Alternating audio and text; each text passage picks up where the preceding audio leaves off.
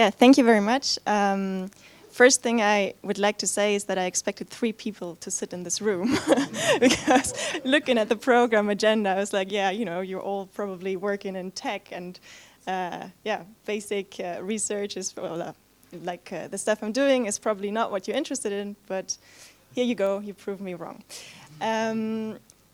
To make this whole thing a bit more dynamic, and also because I don't really know which fields you're working at and whether you know, what I'm saying is clear, feel free to interrupt me during the talk and ask questions as soon as something is unclear. I'd actually appreciate that. As I was kindly introduced here, I'm working for the OECD, which is the Organization for Economic Cooperation and Development. That's an intergovernmental organization in Paris. And it's also, like, The Economist usually says that we're the think tank that works for the group of rich countries, right? So that's possibly something that you would like to keep in mind here.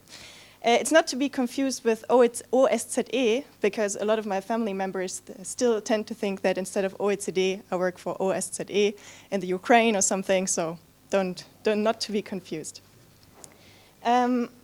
The project, or the main topic that I'm working on, is one of the biggest economic puzzles of our days, is the productivity slowdown that most advanced economies have experienced.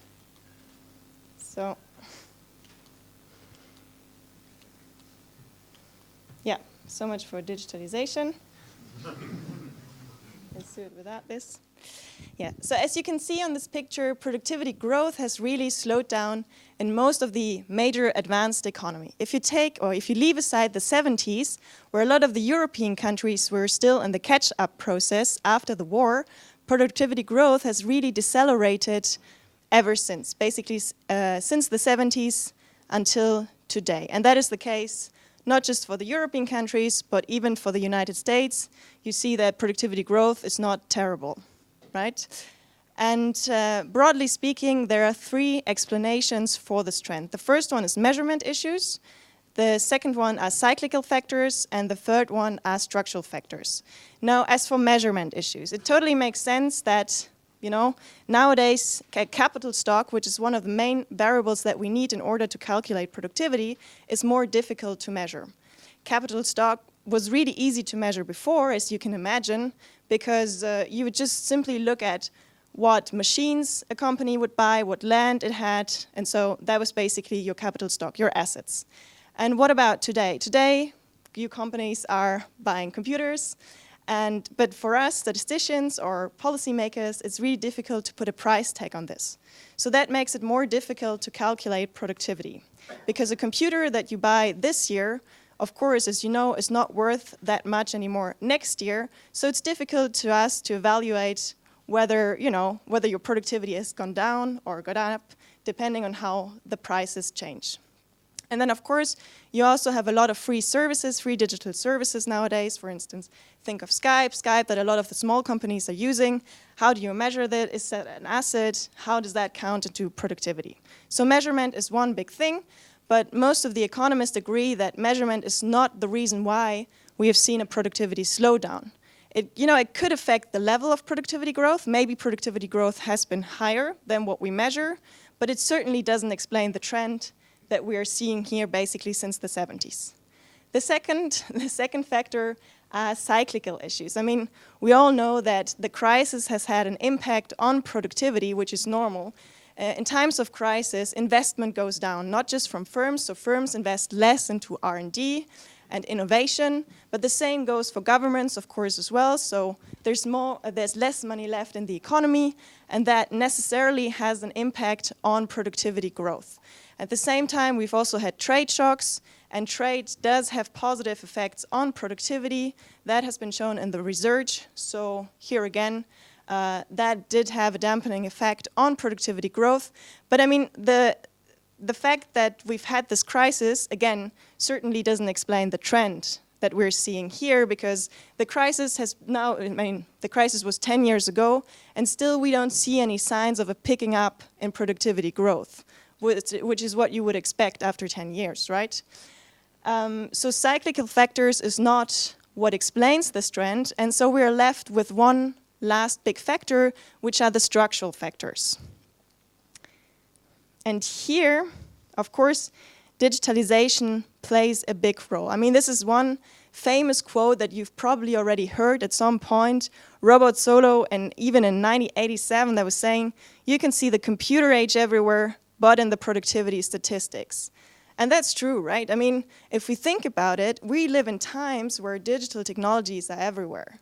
So how come we don't see productivity, we don't see this in the productivity statistics? How come we see productivity growth that, well, picking up, or just productivity growing at a faster pace more generally? That's kind of a puzzle, and it's really a big puzzle that many economists and researchers are working on, and that's also a big part of my work. Now, there are two different explanations, or there are two fields among the economists. You have the techno-optimists and the techno-pessimists. So but let's start with the techno-pessimists, who say that, or famous Gordon is one of the big names in this field, who say that, yeah, well, what we're seeing today is not really comparable to the innovations we've seen 100 years ago. The steam engine, electricity, those were real innovations. Of course, they had an impact on productivity growth. But what we have today, these innovations are not, we're not talking about the same thing. Of course, you wouldn't see the same effects on productivity. So in some sense, the low-hanging fruits have already been picked, and now getting ideas is just harder, and that's just the new normal. Like, we have to get used to this. On the other hand, we have the techno-optimists who say that, well, we have these new innovations, but of course you won't see the productivity effects immediately. This is something that takes decades. And how long has digitalization been going on, right? So there's still some time for the benefits to be seen in the productivity statistics, but what we need for that, according to them, are complementary investments. So it's not just the digital technologies that we need, but we also need to invest in complementary skills, etc. And until we've done that, we won't see any positive effects, basically. Now, what researchers are increasingly doing is, and that's research, famous research actually from my team here, is to use not just aggregate level data, but to use micro-level data. So that means we're using firm-level balance sheet data and trying to disentangle the trends between different types of firms. So just because we see an aggregate productivity slowdown, does that mean that we see the slowdown in all kinds of firms? Probably not, right? And so what you see here on these two graphs is basically the distinction between those firms that operate at the productivity frontier, that is the top 5% in each respective sector, and the laggard firms, so that's the 95%. And what we see in this picture, basically, is that there has been a productivity slowdown, but it doesn't affect all firms. So you have some firms at the top that absolutely continue to grow at a decent pace. They still have high productivity growth rates, but for some reason, the 95% have trouble to catch up, because that's how it would normally be, right? You always have some firms that are at the innovation frontier. Of course, they're doing better. You always have the top firms. But usually what has happened so far is that the other firms are learning from the frontier. They're imitating the frontier, and so they manage to catch up. But something has happened to this catch-up process, right? That's what we see here. And this growing divergence, this great productivity divergence, appears to be even more pronounced in sectors that are digital intensive. Now you're going to ask me, what is a digital intensive sector? I mean, even I am wondering, how come nowadays we're still talking about digital intensive sectors? I mean, okay, if you compare farming maybe to the rest, fair enough. That's maybe not so digital. But for the rest of the economy, right, you would expect that all the sectors are nowadays digitalized. Especially farming. Oh, I'm wrong. Okay, sorry. Farming, I think there's more potential for really productivity growth by digital technologies than there's potential. Yeah. Okay. Yeah, and it's used. But are they more digitalized as well? Oh, that was my doubt. Yeah. Okay. Well, I've learned something. Well, we don't usually look at farming, but that was my prior. Yeah, so talking about the fact that I was thinking all of the sectors are digitalized, well, it turns out digitalization is not as widespread as one would think. And to make this claim, we're actually using data. I mean, generally speaking, getting data on digitalization is really difficult. Like, we have this impression that digitalization is everywhere, and we're talking about it all the time, etc. But researchers face this really big challenge that measuring digitalization, especially at the aggregate level, is really difficult because there's no data. Like, none of the firms would give us information about which technologies are you using and since when and how has that increased your productivity, right? Those are all, I mean, those are all confidential information. So we don't really know what's happening in the firms, and we don't, behind the scenes, basically. What we know, however, is, and that's data that the Eurostat is collecting, is that digital technologies are not as widespread as we thought. So here, the numbers that you see is the share of firms that have adopted a certain technology. So for instance, and that's 2017 data. So for cloud computing, in Sweden, it was 71% of the firms that had adopted cloud computing. Now, I'm not an expert, but it seems like this number could be even higher, right? Cloud computing is not something that most of the firms could benefit from to some extent. I mean, we're talking even simple cloud computing here. Good. But you have a huge divergence between countries. So you have Sweden that has adopted, where 71% of the firms have adopted cloud computing. And on the other hand, you have Poland, where this number stands at 19%. The same goes for supply chain management, 41%. So Germany is doing just fine, but Latvia, 10%. I mean, there's really some scope for increasing the diffusion of these technologies, right? And then big data. I mean, 33% of the firms in Belgium claim they're doing big data, whatever that means. But in Hungary, it's only 8%. There again, we have the impression that every sector is digitalized, but what does it really mean? And how come we don't see this here in the numbers? And then the other striking difference is the difference between large firms and small firms. I mean, it's something that we would expect. Of course, large firms will be the ones that adopt first. So in terms of cloud computing, the average number, this is for Euro countries, of firms, the percentage of firms, of large firms that have adopted cloud computing in the European Union is 59%. And if you look at smaller firms, so that's 10 to 49 employees, it's just 27%. And the same goes for the other technologies here as well. So supply chain management and big data, again, even less so. But if we look at the small firms, we're thinking, well, maybe they don't need these technologies, but it seems weird that, these numbers are so small. There's probably some potential for catch-up. So another dimension of digitalization are, of course, platforms. Platforms is something that we all use. We use, famously use Uber. I don't think we use that so much in Germany, but in Paris, it's a standard thing. We all use Amazon, for instance. I mean, this is something that has intruded our lives and that has just become a standard thing to use. Platforms increasingly manage to link consumers to service providers, and that is a really important tool to diminish information asymmetry. And they're particularly prevalent in sectors such as hotels, restaurant, retail trade, and taxis, which in total represent a quarter of non-farm business employment in OECD countries. And a quarter of employment is really a significant share of the workforce. So there's reasons to believe that, of course, platform development is affecting a large share of the workforce and of the economy.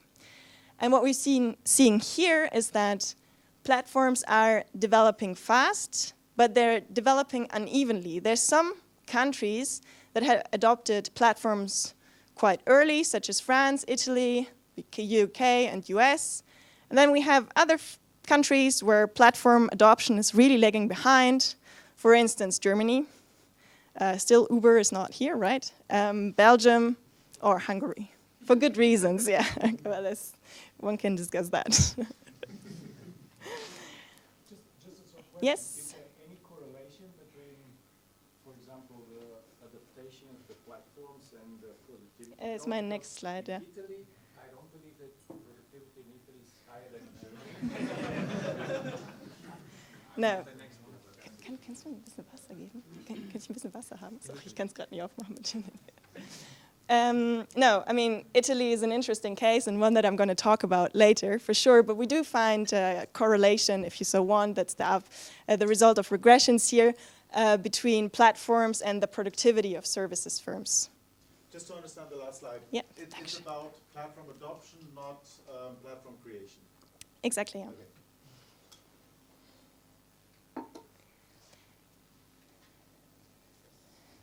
Yeah, so this is the result of research that has been done, again, in my team, not by me, but where my colleagues found that in those countries that were early adopters of platforms, productivity in firms, and those firms that were parts of these sectors that were affected by platforms, has grown by 0.4 percentage points more on average, compared to those other countries that were laggard adopters of platform technologies. And that is yearly growth, so over the period 2011 to 2017, that would total to 2.5 percentage points higher growth in these countries, and that's quite significant, actually. So it does make sense that platforms have a positive effect on productivity because, as I said, they do reduce information asymmetry between consumers and service providers, and in so doing, they increase competition. So what these platforms can do is that they incentivize firms to perform better and also make sure that those who are laggard or like low-performing firms exit the market, and that has an effect then on aggregate productivity growth. And of course, they also make it easier for the service providers, I don't know, for instance, to manage bookings or, yeah, to manage the reservations or the payments. So there are also efficiency gains on the service provider side. We've done a similar exercise for other technologies for which we had data. And what you see here on this graph is the increase in productivity growth from, the adoption of these digital technologies in firms between different kinds of firms. So between laggard firms, which I was showing you before, the median firm, and the frontier firm. And what we see here on this graph is that the effects of adopting digital technologies, and I mean high-speed broadband is an enabler, obviously, is not the same across companies, different types of companies. So while you have positive benefits on productivity for all firms, these positive benefits are much higher for firms that are already high productive, right? So here, if laggard firms adopt, so to say, high-speed broadband, well, then their effect on productivity is going to be much lower than if firms who are already high productive make sure they have access to high-speed broadband. And the same goes for customer relationship management, for instance. It's just cloud computing that we don't really see this relation, possibly because cloud computing has, greater productivity effects on small firms, is one of the hypotheses.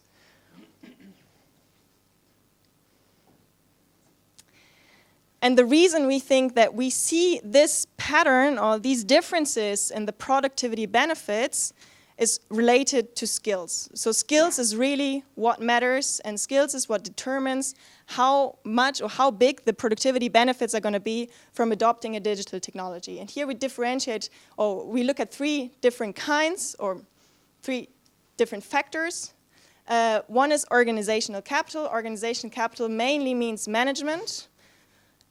We then have the pool of talented workers, so the skilled labor, and the allocation of capital. And just to give you a practical example, if a firm wants to adopt a digital technology, it first needs, I'm talking, you probably know this better than me, but it first needs a manager that takes the decision which technologies to adopt and that sees the potential of these technologies for productivity growth. You then need the well-skilled IT staff. You need to train your staff so that really everybody benefits from this new technology. And it's really good if you have these great managers and if you have great IT staff, but they all also need to be matched to the right position. Because what we see is that still today, or especially after the crisis actually, a lot of people are doing jobs for which they're underqualified, overqualified, or it's just they're not allocated to their best talent, basically. And one of the questions, this relation between skills and reaping the benefits of digital technologies is one that has been raised by many other researchers before. So we were not the first ones to look at this. And most famously, 3 professors from the United States have asked, well, it seems like something that I didn't point out on the first graph, but in the 90s, at the beginning of this digital revolution, actually the United States did see a peak in productivity growth, but they were the only ones. And so everybody was asking, well, if the United States manages to reap productivity benefits, what's going on in the other countries, right? Why do they manage to do that and why don't we? And so the question they asked was, can Americans do it better? The catchy title, can they do IT better? Of course, became a famous paper, just because of the title, in my opinion. And sorry, what they've looked at is data from the UK and the productivity performance between US multinationals and non-US multinationals, right? And to see in the UK, how do these perform differently? And indeed, even the US multinationals that were in the UK had higher productivity performance than the rest of the companies. And one of the reasons that they found for this phenomenon was basically the tougher management practices that are prevalent in US companies. What does tougher management practices mean? It's like, you're easily hired, you're easily fired. You know that in the US.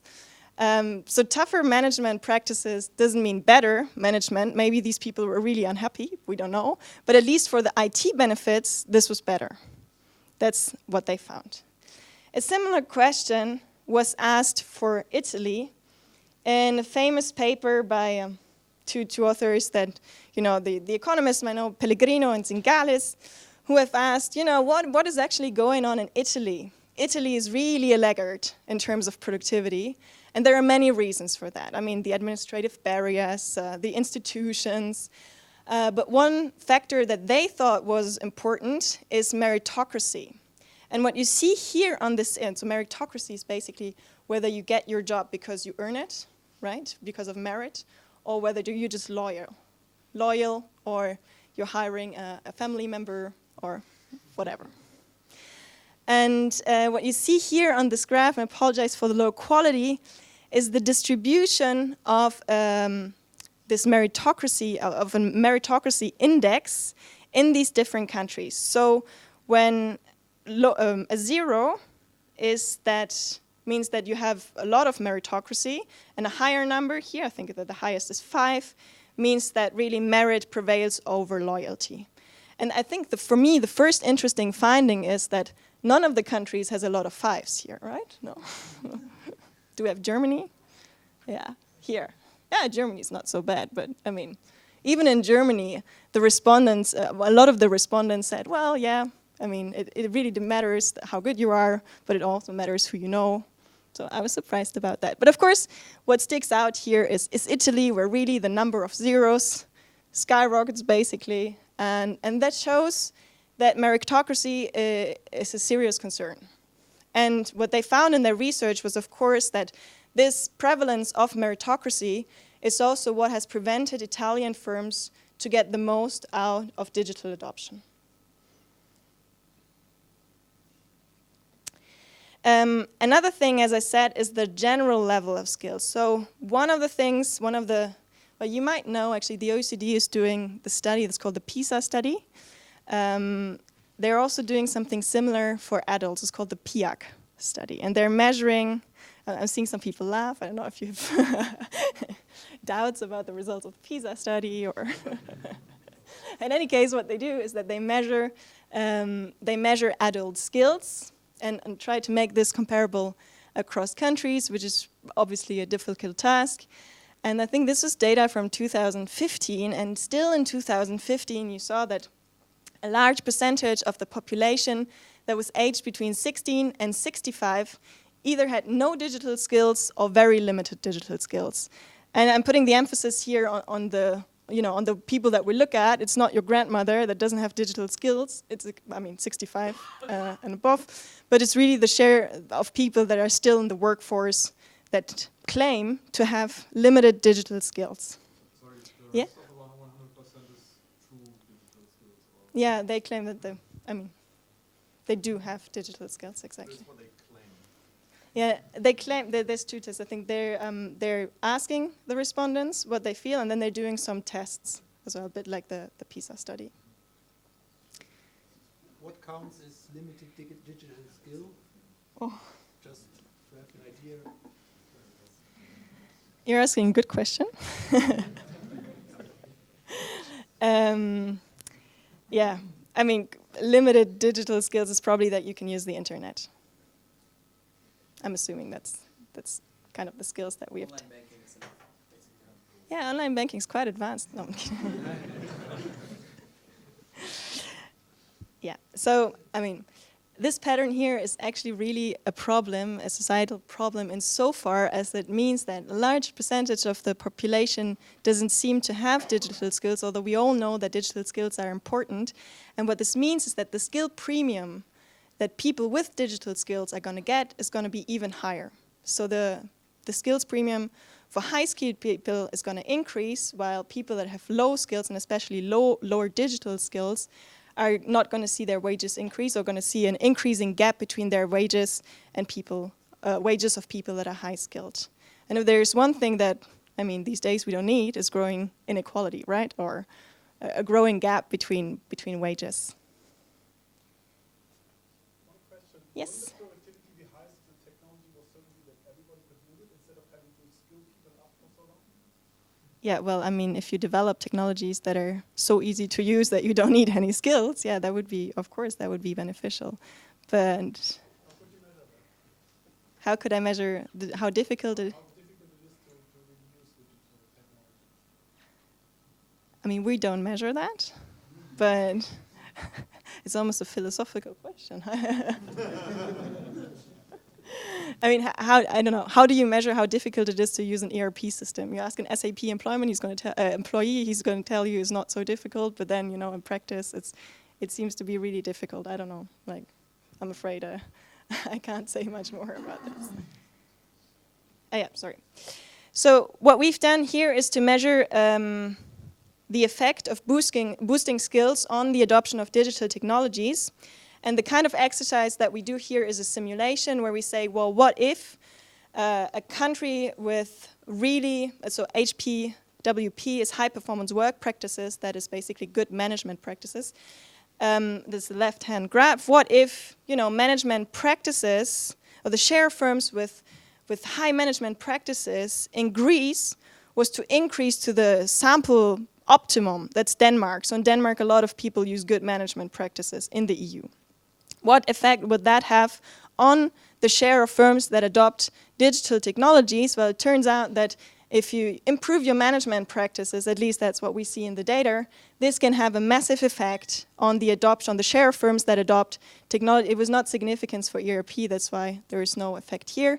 But for instance, for customer relationship management, we find that up to 11% more firms are going to use CRM technologies, and that's significant.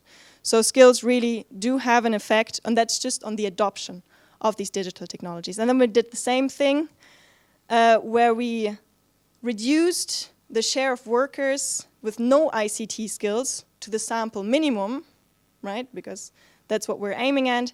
And then again, we have really positive effects on the adoption, again, up to 10 to 12%. That's the maximum that we have here on the right side. And the highest effects are from Poland, just because in Poland the share of workers with ICT skills is so low. So obviously their effect is going to be highest if they increase it to the sample maximum, right? So something that we're talking a lot about in Germany is the skill shortages, right? The Fachkräftemangel.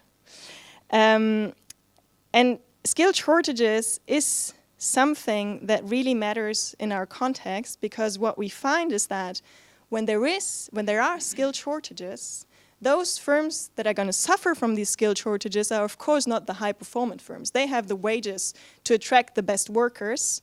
But those who are going to suffer are the low-productive firms. So in industries where there are no skill shortages, the productivity gain from adopting digital technologies is almost equal between the most productive firms and lower productive firms. But in industries where there are skill shortages, this gap really widens. So those firms that are low productive are going to have a much lower benefit from adopting a digital technology than those firms that are highly productive, again, because we think that those firms that are high productive just have the means to attract the best talent. But the low productive firms, that, you know, they just don't have the means. So they are going to suffer from it. And so, of course, one of the questions that we're asking is, what can you do about it? And one question that I'm asking those here that work in firms is, do you actually prepare your workforce for the future? Do you do something about these, you know, the facts that we've seen? Do you provide training in your firms, and do you teach your workers or prepare your workers for the future? And what we see here in the data is on the left-hand side, the percentage of the adult population that is engaging in adult learning. So that's not, it doesn't mean that I'm 30 and I'm going to university again. That's not adult learning. Adult learning is something that you do outside. So you're doing in additional to your basic training program, basically. And on the right-hand side, you see the percentage of firms that provide continuous vocational training. And what's striking is really that the percentage of people who engage in adult learning is quite low, right? I mean, I don't know about you, but we know that skills become obsolete really quickly. When I was studying, it was all about data. Data nowadays, when you go to university and take my Economics 101 course, it's all about R.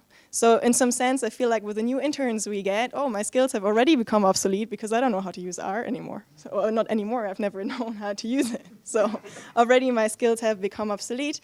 And this trend is probably going to accelerate. So our skills are increasingly faster going to become obsolete over time. And so, of course, there is a need for us to be in continuous training.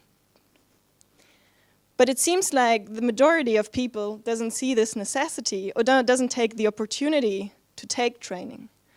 And what is needed here is for, on the one hand side, incentives for firms to provide training, and on the other hand, incentives for workers to take training. Because it doesn't necessarily mean that you have to take your training in your firm. You can also go outside and take, what if there are no Python classes in your firm? Well, then you can take this outside, but your firm could incentivize you to do so by giving you free days for that, or giving you, extra pay or pay your courses.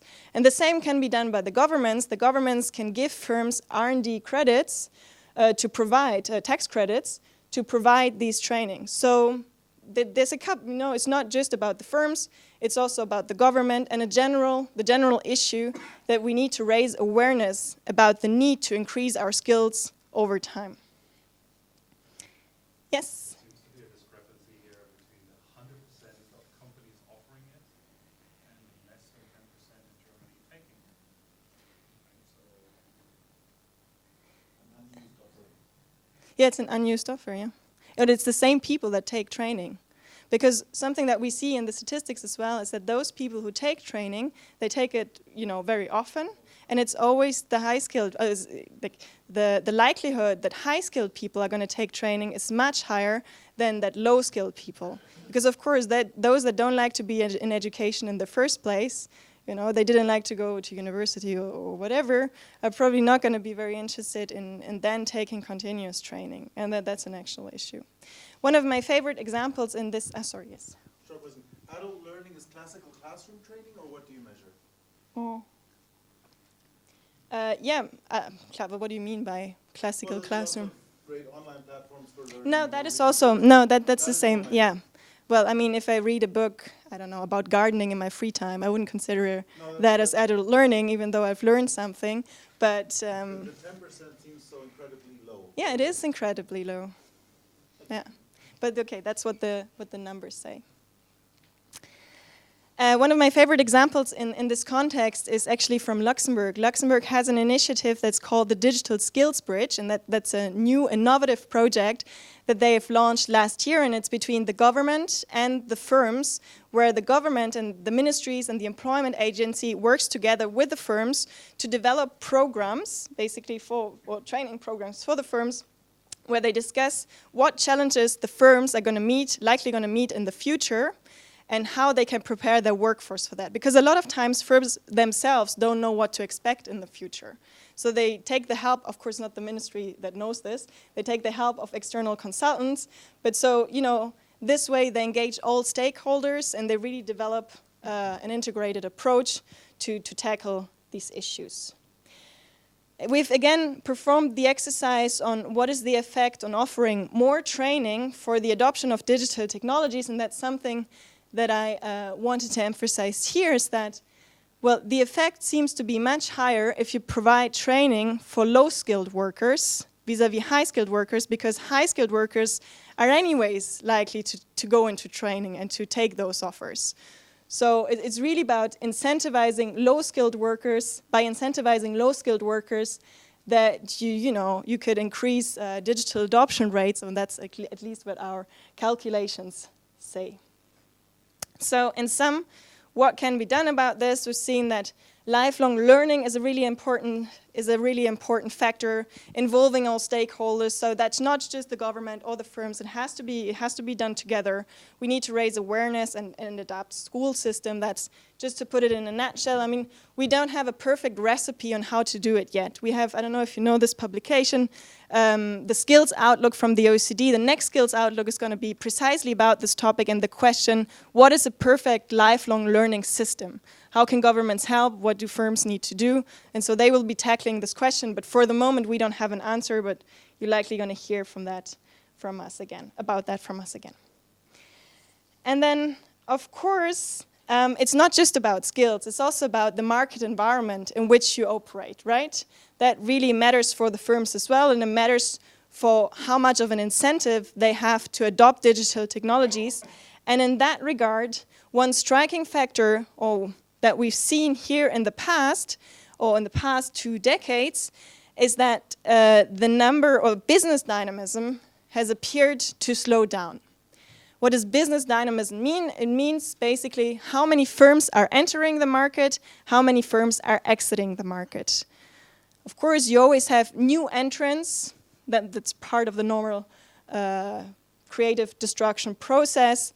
New entrants that come in with new ideas. These new ideas are so great that they push out some of the old competitors of the markets. That's just a healthy process in an economy. But what we're seeing here is not just that entry rates have stagnated. What's more worryingly, actually, is that exit rates have fallen down. So those firms that are on the market, they're getting older and older, and they don't exit the market anymore. And we don't really know why, but it is a problem for the general reallocation of resources, because of course we think that these old and possibly unproductive firms capture a lot of resources that would be needed by young firms in order to grow bigger and become more productive. So they could be capturing capital that is needed somewhere else in the economy, and most importantly, they capture parts of the workforce that could be needed more urgently somewhere else in the economy, and where they would have a bigger effect on aggregate productivity. Like you have really good IT staff, and it's trapped in an unproductive firm, but it would much better be used in another young startup, say for example. And one of the reasons for this trend is what we call the rise of the zombie firms.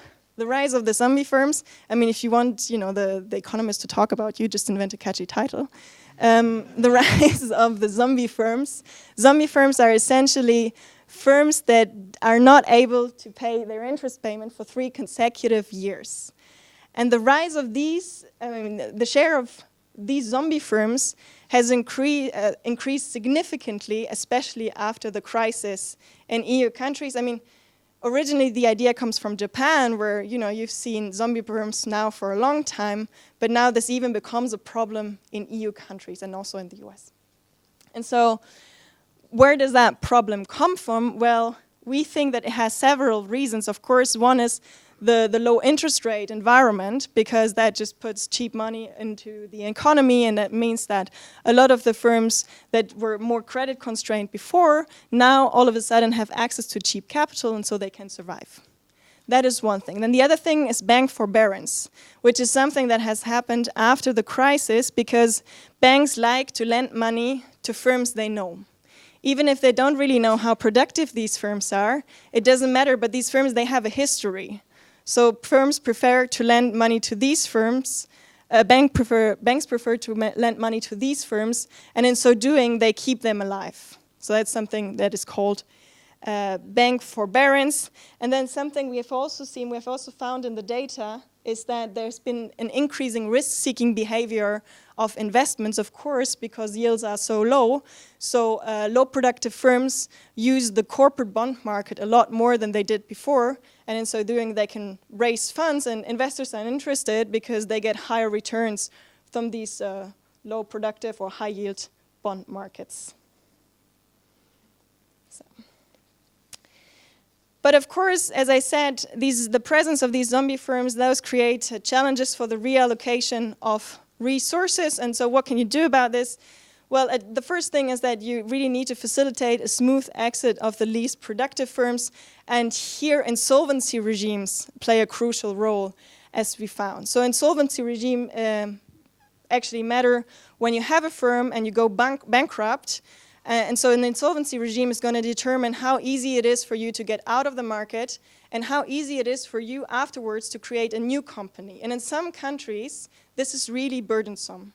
And it creates, of course, it makes the exit of the market much more difficult, but it also discourages entrepreneurs, young entrepreneurs, from the start. Because, I'm again saying Luxembourg because I've worked on Luxembourg, but in Luxembourg, a lot of young people are actually afraid of starting their own company because they have this fear of failure.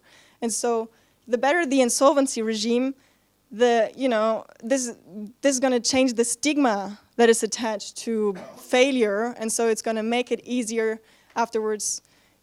Basically, you're going to incentivize more young entrepreneurs to start their own companies. And then the other thing is that you need to reduce barriers to entry and growth of young firms. Here, administrative burdens are really important. Many countries, including Italy, notably, still make it very difficult for young companies to be created. You have a lot of paperwork, so that is something you can easily address. And then lastly, again, the fluid movements of labor and capital from declining to those firms that are growing. I've mentioned capital, but let's talk quickly about human resources as well. And in that context, employment protection legislations are really important because they are going to determine how easy it is to hire and fire someone. Coming from France, this is really an important issue because it's basically impossible to fire someone in France, even though that has changed now a little bit. But of course, this is going to have an effect on on the movement of people in the economy between different firms, and that is really important to promote the reallocation. So what we've seen is that policymakers do really have a range of tools that can either upgrade skills, but even in reducing the regulatory barriers to competition and reallocation, this can all have an effect on digital adoption and in turn on productivity. And so we definitely at the OECD encourage our member states to make these things easier, to encourage the upgrading of skills, to provide more training, but at the same time to make sure that you have a dynamic market environment. And we hope that if they implement this, we're finally going to see some better or higher productivity growth in the economies. Then almost last, of course, if you talk about digitalization, you have to talk about competition. Because one of the graphs that I've showed you at the beginning was this graph where you see the frontiers taking off and the laggards that are just, struggling to catch up and don't see high productivity growth rates. And digitalization, in some sense, is a mixed blessing for competition because on the one hand, you have young firms that can scale up really rapidly without mass, which means that if before you were creating your company and then you wanted to, I don't know, you wanted to expand to the US, that would mean that you have to create your factory there. That, of course, is no longer needed. So in that sense, digitalization makes it easier for new entrants to scale up.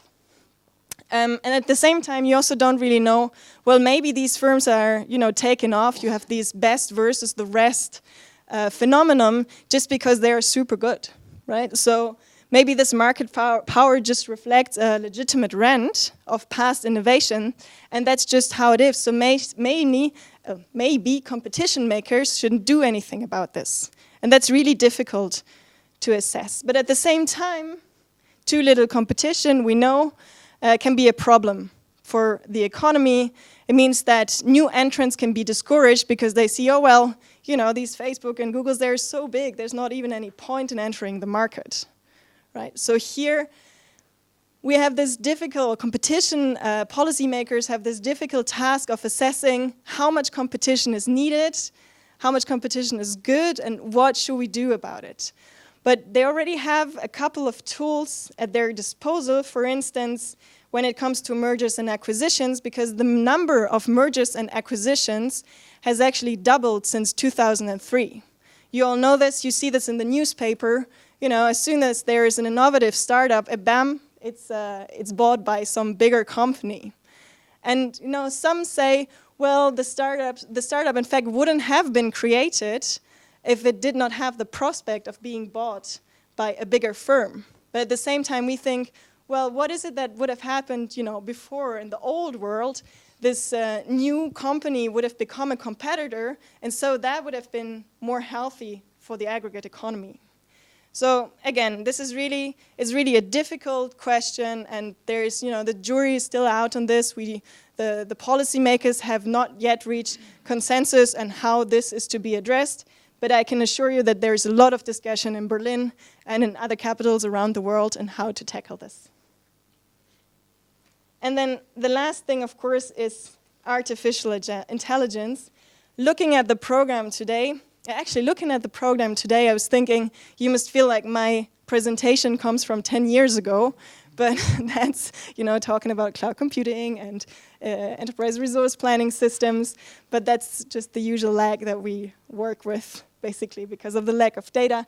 And so I've told you that getting data on the adoption of these technologies is really difficult, so let's not even talk about AI, right? I mean, we have no information about the implementation of artificial intelligence. All we know is that there's been a massive increase in AI-related patents, so that gives us an idea of, how many firms are actually working with AI. But to give you an idea of what the effect of AI on productivity is almost impossible at this stage. I mean, it would just be speculation. I couldn't say anything about it. What we do think, however, is that AI, just like the other, or even more so than the other technologies, will require complex skills. So that, of course, means that the skill premium for those who can work with that is going to be even higher. And that also means that likely only a small fraction of the firms are actually going to use and implement AI, which means that there could be a point where the gap between low and high productive firms is getting even larger. And that is something that we fear. And then again, I mean, the policy implications of this are a bit the same than for the other technologies. What we think that matters is just to make sure you have enough of a skilled workforce that is able to deal with these new technologies. Of course, I mean, everybody's not going to learn how to use AI or develop AI, but at least make sure that you don't run into huge skill shortages in 3 or 5 years from now. So this is what policymakers at least can do. So in sum, and I have no idea how I'm doing time-wise, but probably way too good. In sum, again, all hope is not lost. We're seeing that productivity growth has been decelerating over the past decades, but we're hoping that there's still something that we can do about it if governments invest enough into skills, if firms invest enough into their workforce. We could see productivity benefits in the foreseeable future, But this is not, I mean, we don't have to see these things in isolation. Of course, it's not just one or the other that matters. It's actually us. We need to make sure that we are trained continuously during our lives. Governments have to take their part, and firms also have to take their responsibilities. So here again, participation in training, and especially for the low skilled, just to make sure that we don't see a growing digital divide in our societies, which of course is also going to have, besides economic effects, also societal effects, is really what matters. But at the same time, a market environment that promotes the adoption of new technologies, that incentivizes firms to innovate and, you know, to just experiment with new technologies is also really important. And here the question of competition comes into play. We probably need to have more competition enhancing policies, and also policies that make sure that we don't have these zombie firms so much anymore on the market, even if they keep, like, one of the main arguments to have them is to say, well, you know, at least the people that are employed in these zombie firms, they have a job, and so that's better than unemployment, right? But we think that for the aggregate effect, the aggregate productivity effect, it's much better if we make sure that the zombie firms exit the market and that the resources that are trapped in these firms are then reallocated to more productive firms. Yeah, that was it for me.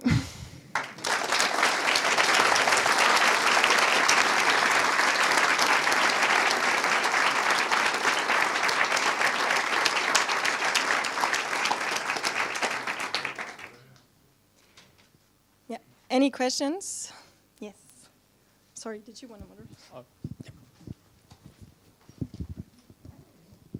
Thank you for the great overview. Some very interesting points. I was wondering, so I naively would think that, well, one factor apart from skills that decides how well new technologies are adopted and so on could also be the age distribution of the workforce, basically. And so is there any research being done? I would suppose that looking at Japan could be very interesting because they are some time ahead from what will happen to us as far as demographic change is concerned and so on.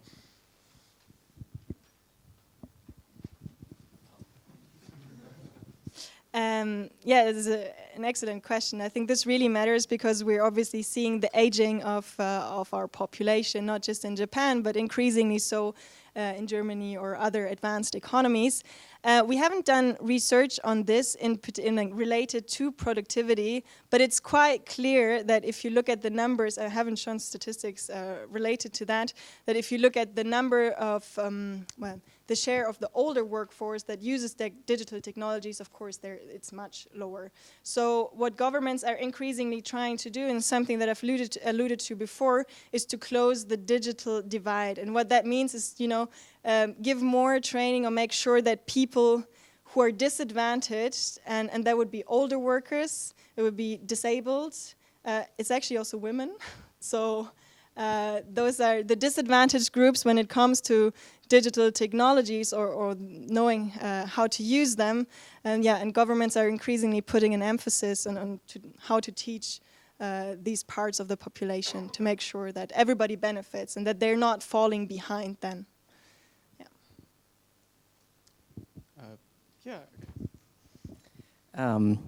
One maybe little provocative question. Has there been any research into like direct negative effects of digitalization for productivity? So if I think about, for example, Slack or messaging services in companies, this is on the one hand super easy to talk to someone, but on the other hand it's super easy to talk to someone and to basically much harder to do any focused work, or people just playing Candy Crush at work because they have their smartphone and I don't know, not in my team, but maybe. So you have this entertainment system always with you. Has this been measured at all? I'm afraid it hasn't, and the reason why it hasn't been measured is once again because we don't know what technologies firms are using. So at one point when we're going to have data about, you know, what messaging systems, etc., firms are using, then yeah, maybe. And also, I mean, that alone would not be enough because you could have firm-specific effects where, you know, it's just that everybody has glass doors in your company, and so you just can't do that. Like, I'm thinking of my my company. Like everybody has glass doors, so nobody can play Candy Crush. Easy as that. But yeah, it's definitely something that we know, and that we would like to do research on to see these firm-specific effects. But unfortunately, nothing that I'm aware of, unless anyone else in the room is aware of that. Okay. Thank you again very much for your talk. And I think we'll have lunch break now, if I'm not mistaken. Coffee.